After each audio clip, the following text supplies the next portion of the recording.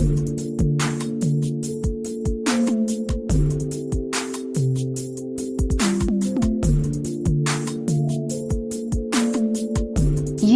are listening to Naked Soul Reflections, Mindful Moments for Clothes-Free Living, with your host, Hantu Nehart.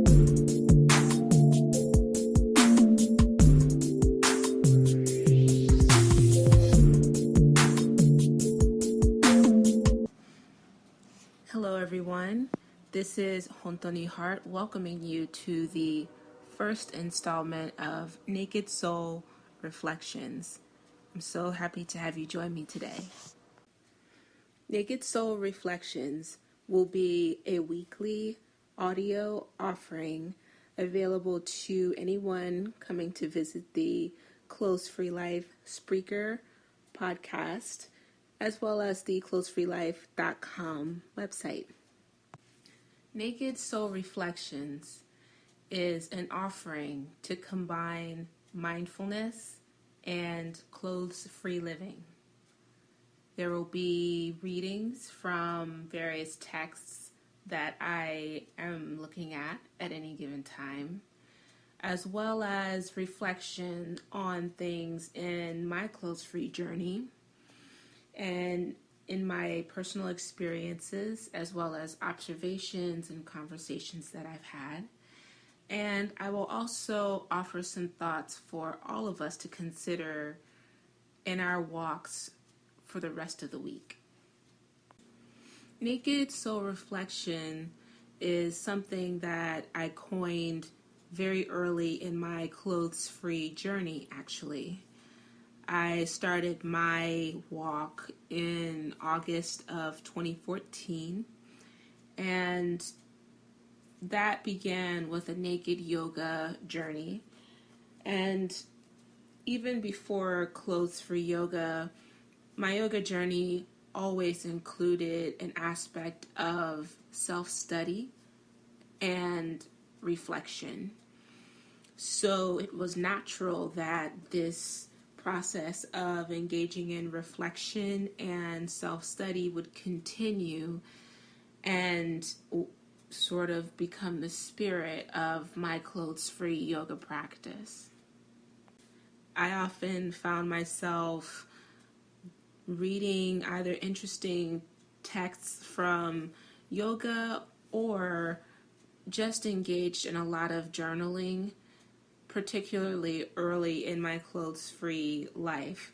So in the way that I was naked physically, I decided to coin the term Naked Soul Reflections for my writing and reflection on what my spirit is doing.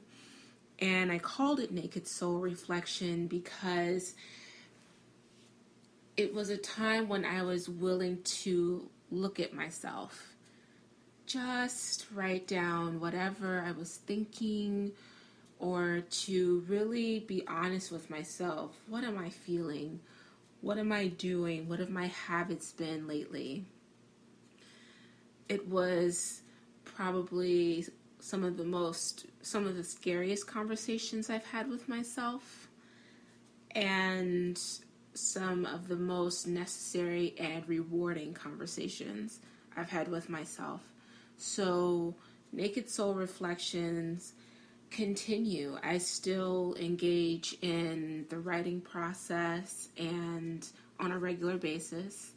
And sometimes I'll post excerpts of that on my Instagram or include it as part of an article I write for clothesfreelife.com.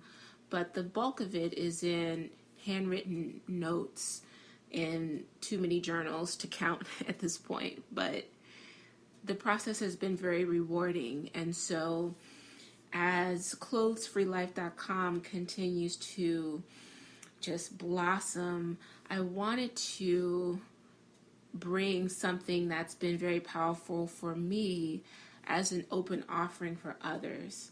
And that's going to be the intention of the Naked Soul Reflections. Right now, this is set up as a weekly offer, so you'll get one episode per week for the moment, and they'll be pretty short, so 10 to 15 minutes.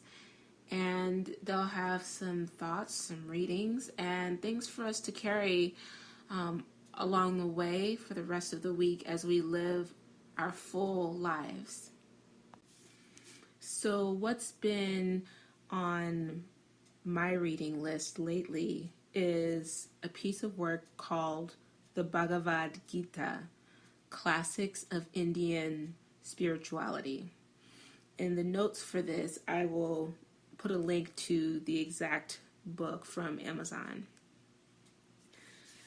There have been a number of excerpts from even just my initial readings of this particular work that have stood out to me in my personal walk. And so I'll offer some here in this session. The first excerpt is this. A physicist would remind us that the things we see out there are not ultimately separate from each other and from us. We perceive them as separate because of the limitations of our senses. And related, a few pages later, another excerpt here. Here again, we can illustrate from physics. The world of name and form exists only as a condition of perception. At the subatomic level, separate phenomena dissolve into a flux of energy. The world of the senses is real, but it must be known for what it is. Unity appearing as multiplicity.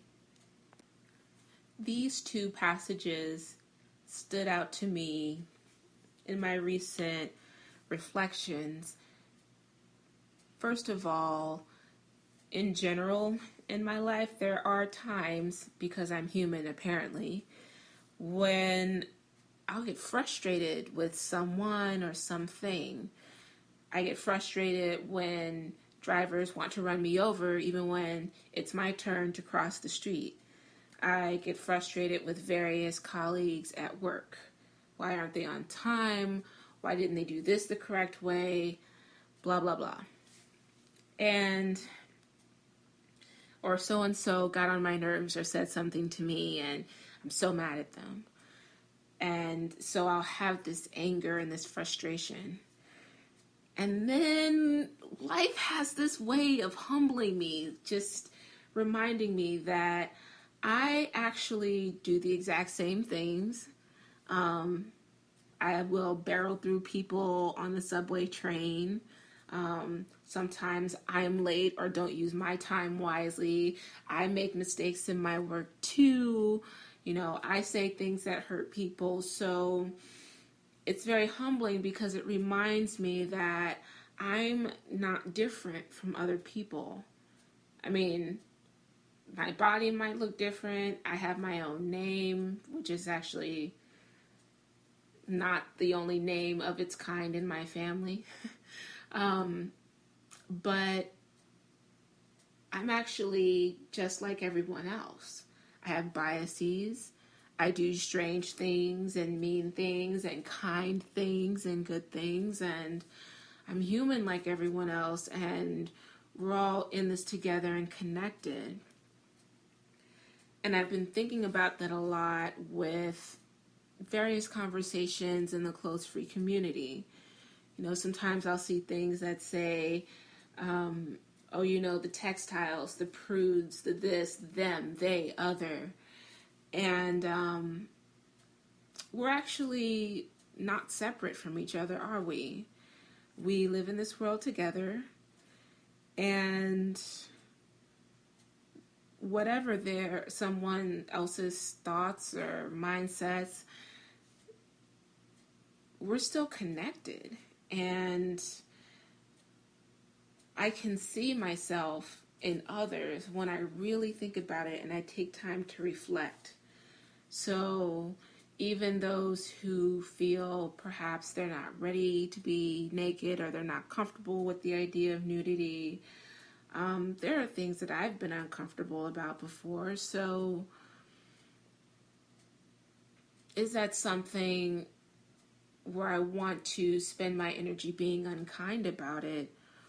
Or do I want to spend my energy just sharing my journey and who I am in my authentic self?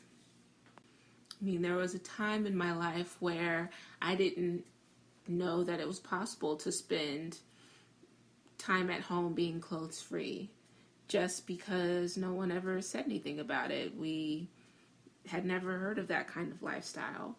I didn't know it was possible to be naked around people of other genders and it not be a big deal. And it's really, truly not a big deal.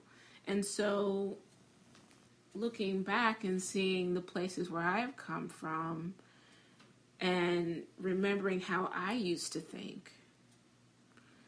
And so when I think about perhaps other people's attitudes, if they're not comfortable with nudity or they have, for any given reasons that they might not accept it as an option for just living clothes free, rather than being angry with them, I just think, okay, that's just where they are. And there was a time where when I didn't know it was possible to live this way and it be perfectly non-sexual and just a way of being in life. And all I can do is live my life as a testimony, as the illustration, as the work of art for when they walk into the museum of my space. They can look at my life as a work of art, as a testament to how clothes-free life can be a possibility, whether or not they choose it. But at least I can live an example of it. And so this is something that I'm continuing to practice. Seeing myself in others and letting that be an avenue for compassion, understanding, as well as an opportunity to just return to being positive and using my life as a tool to demonstrate possibility. I remember telling both of my bosses at different points about my clothes-free life. And one of them is my boss at my full-time job, and she has seen me live my life up until that moment.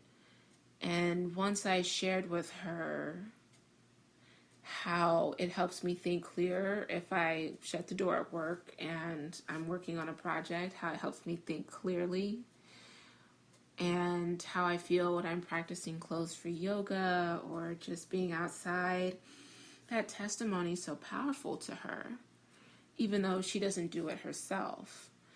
And I remember talking to my other boss, and that was a little bit more challenging because perhaps the idea might have just been a little bit more out there. But even in that moment, when I told her that, I want to teach naked yoga for women, and why, when I told her my story of why and how I found it helped, it was empowering for me, but also just a discovery of truth, a tool for that. And she got that. Even though she doesn't do it, she got from my way of sharing my authentic experience and conviction. She got that as a possibility. And so, how can we do that this week? How can we live our clothes-free lives as testimonies to possibility? Can we walk with that question this week? Even when the conversations are difficult or someone is mean about it or says something completely and utterly insane and uncalled for, can we